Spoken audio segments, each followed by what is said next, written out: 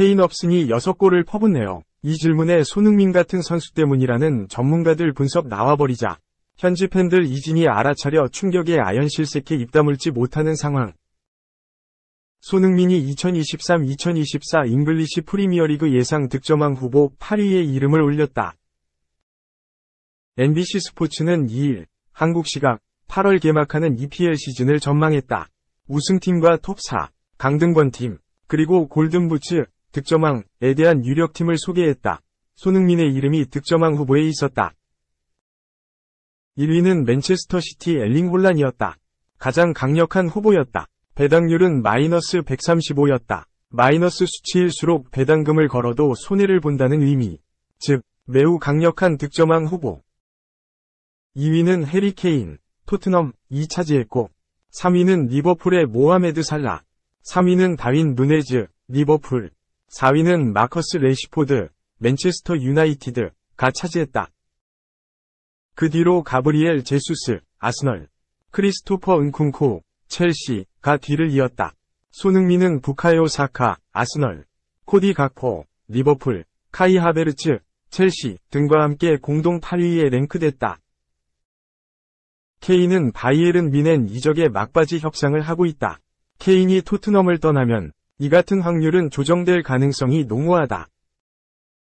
현지에서는 이미 손흥민이 골든부츠의 강력한 다크호스로 평가받고 있다. 케인이 EPL을 떠나면 강력한 득점왕 후보 한 명이 없어진다. 게다가 손흥민에게 많은 공격 옵션이 쏠린다. 대표적으로 PK 전담키커다. 그동안 토트넘은 케인이 페널티킥을 주로 담당했다. 손흥민이 맡을 공산이 높다. 2년 시즌 손흥민은 살라와 함께 EPL 공동 득점왕에 올랐다. 골 순도는 독보적이었다. 페널티킥 골이 없었다. 즉, PK 전담 키커가 되면 손흥민은 자연스럽게 4에서 5골을 추가할 수 있다. 2년 전 손흥민과 함께 득점왕에 올랐던 살라는 페널티킥 골이 5골이었다. 게다가 토트넘의 새로운 지휘봉을 잡은 엔지 포스테코글루 감독은 공격적 축구를 선호한다. 손흥민의 경우 최전방에서 중앙과 왼쪽을 오가는 프리롤이 주어질 가능성이 높다. 공격 기회가 그만큼 많이 간다는 의미다. 2. 토트넘 떠난 손흥민 절친 루카스 모우라. 친정팀 브라질 상파울루 입단. 토트넘에서 손흥민과 절친 케미를 보이며 활약했던 공격수 루카스 모우라가 모국 브라질의 친정팀 상파울루에 입단했다. 상파울루 구단은 3일 한국 시간 공식 홈페이지를 통해 모우라 영입을 발표했다. 계약 기간은 올해 말까지다. 1992년생으로 손흥민과 동갑내기인 모우라는 브라질 상파울루에서 태어났고 고향 영고의 브라질 명문 클럽 상파울루에서 프로 데뷔했다. 탁월한 스피드와 순발력을 갖춘 모우라는 2013년 1월 프랑스 파리 생제르맹에 입단하며 유럽 무대로 진출했다. PSG에서 약 5년 반을 뛰며 리그1, 리그1 우승 4회를 이끌고 2018년 1월 토트넘, 잉글랜드로 이적해 손흥민과 팀 동료가 됐다. 토트넘 입단 초기 모우라는 해리 케인, 손흥민과 공격의 핵을 이루며 맹활약했다. 특히 2018에서 2019 시즌 유럽축구연맹 챔피언스리그 4강 2차전에서 아약스를 상대로 해트트릭을 기록하며 토트넘을 탈락 위기에서 구하고 결승에 올려놓은 것이 모우라의 인생 경기로 꼽힌다. 손흥민과 그라운드 안팎에서 절친으로 유명했던 모우라는 토트넘이 새로운 공격수들을 영입하면서 점점 주전에서 밀려났고 결국 지난 시즌을 끝으로 토트넘을 떠났다.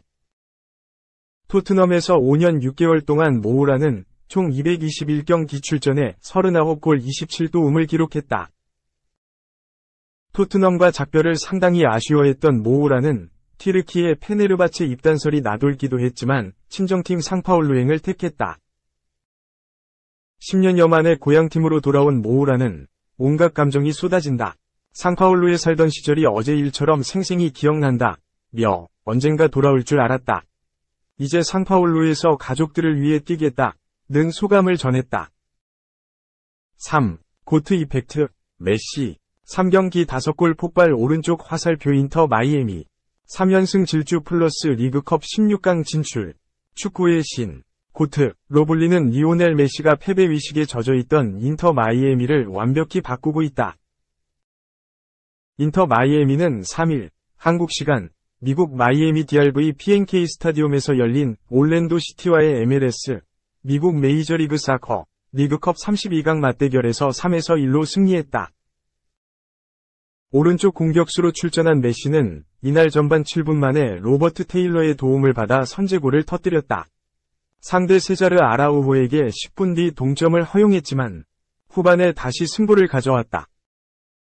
후반 6분 상대에게 페널티킥을 얻은 마이애미는 조셉 마르티네스가 결승골을 성공시켰고 마르티네스는 후반 27분엔 다시 메시의 쐐기골을 도왔다. 구단은 지난 7월 16일 홈페이지를 통해 발롱도르를 7회 수상한 월드컵 챔피언 메시와 2025년까지 계약했다고 발표했다.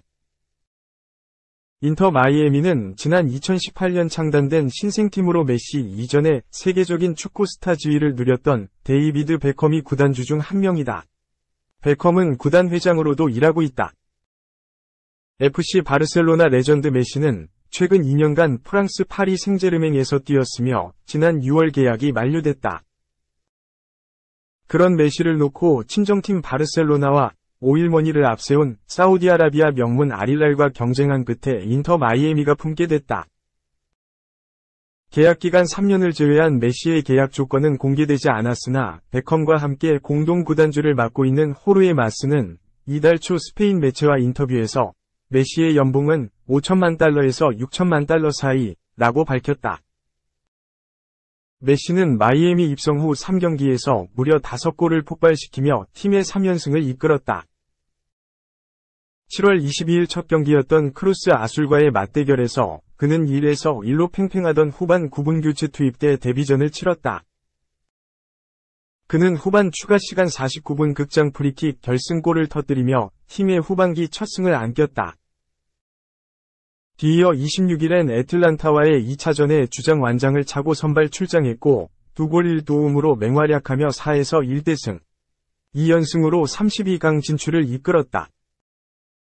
나아가 메시는 32강에서도 올랜도를 상대로 압도적인 기량을 자랑하며 마이애미의 3연승을 이끌었다. 마이애미가 3연승을 기록한 건 지난 4월 23일 휴스턴전부터 5월 14일 뉴잉글랜드전까지 있었던 뒤 3달 만이다. 심지어 마이애미는 뉴잉글랜드전 승리가 메시 합류 전 리그에서 가장 최근 승리였다. 지난 6월 8일 레지온과의 어스 오픈컵 승리가 공식전 가장 최근 승리다.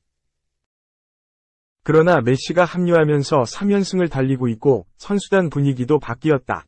미국 국가대표 출신인 디안드레 예들리는 애틀란타전 이후 믹스드존 공동 취재구역에 등장했다. 그는 분홍색과 검은색으로 디자인된 헤드폰을 머리에 끼고 나왔다. 현지 취재진이 새로운 인터 마이애미 헤드폰이 어디에서 나온 것이냐? 라고 묻자 예들리는 메시에게 물어보라. 메시가 우리를 위해 헤드폰을 사줬다. 라고 전했다. 예들리는 이어 즐겁다. 재밌고 성장하고 있다. 메시, 부스케츠와 함께 뛰는 건 미친 일이다. 라며 그들이 얼마나 우리의 수준을 끌어올릴지 궁금하다. 라고 말했다. 또 그는 솔직히 그들이 와서 그들의 캐릭터를 내려놓았다. 사람으로 대하려고 하고 그룹이 되려고 노력하고 있다. 같은 밥을 먹고 같은 훈련을 하고 다를 게 없이 행동한다. 이미 그들은 우리의 일원 중 하나라고 생각한다. 어린 선수들도 그들에게 많이 배우려고 한다. 라고 전했다. 메시가 합류하면서 마이애미는 선수단은 물론 구단에도 좋은 영향을 미치고 있다. 무엇보다 소셜 네트워크 서비스 팔로워 숫자가 기하급수적으로 늘어났다. 마이애미의 인스타그램 팔로우는 순식간에 1천만 명을 넘어 현재 1299만 명에 육박한다. 곧 1300만 명 돌파를 눈앞에 두고 있다. 한편 마이애미는 오는 6일 미국 텍사스주 댈러스에 위치한 토요타 스타디움에서 FC 댈러스와 리그컵 16강전을 치른다. 4. 안되면 말해라 엔트리 뺄게. 하나 안방마님. 고개 젓고 돌아온다. 안되면 말해라 엔트리 뺄게. 아니면 선발로 나가라고 했죠. 하나 이글스 안방마님 최재훈. 34. 2-3일 대전 두산 베어스전에 맞춰 돌아올 예정이다. 최재훈은 지난달 29일 인천 SSG 랜더스전에 나섰다가 5회 기에르모 에레디아 타석 때 부상으로 교체됐다. 백스윙이 크기로 유명한 에레디아의 방망이에 왼손을 맞은 탓이다. 최재훈은 병원 검진 결과 미세골절 판정을 받았다. 2에서 3일 정도 통증 관리만 하면 경기에 나갈 수 있다는 소견을 들어 엔트리는 유지했다. 주전 포수는 팀 전력에서 큰 비중을 차지한다. 투수들을 리드하고 수비 때 야수 전체의 움직임을 조정해야 하기 때문. 그런 선수가 부상으로 이탈했으니 하나로선 큰 손실이었다. 최근 4연패로 팀 분위기까지 가라앉아 최재훈의 부상이 더더욱 아쉬울 수밖에 없었다. 백업 포수 박상원, 26, 이 빈자리를 잘 채워주고 있으나 당장 최재훈의 수비 안정감과 방망이 무게감을 대신할 수는 없다. 박상원은 지난해 56경기 출전으로 커리어 하이를 기록했다. 1군 풀타임의 경험이 없는 만큼 연속으로 많은 경기를 내보내기 부담이 있고 최근 폭염이 기세라 선수 컨디션 관리 차원에서도 교체가 필요했다. 최원호 하나 감독은 그래서 최재훈에게 엔트리에서 빠져 더 쉬고 올지 물었다. 최재훈이 당장 경기가 어려우면 박상원의 부담을 나눌 포수를 수혈하는 게 낫다고 판단해서였다. 하지만 최재훈은 고개를 가로젓고 3일부터는 경기에 나서겠다는 뜻을 밝혔다.